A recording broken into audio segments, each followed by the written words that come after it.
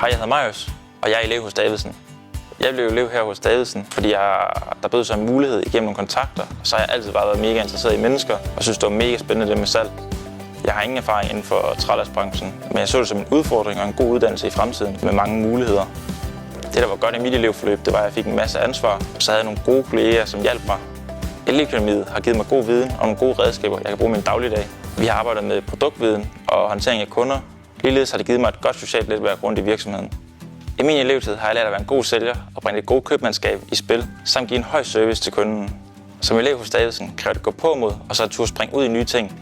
Jeg føler med min uddannelse, der kan jeg bygge en god karriere, som giver mig masser af muligheder, både inden for salg og indkøb, og også inden for rådgivning og kundeservice. Min hverdag er aldrig sådan helt ens. Den er altid fyldt med mange spændende opgaver. Det er lige fra at have kontakt med kunder til tilbudsregning. Samarbejdet med mine kolleger, det er guld værd. De hjælper mig altid, hvis jeg har spørgsmål, og så giver de mig en masse ansvar, så jeg kan få lov til at vokse med opgaverne. Så kom med på vores hold og få en stærk karriere.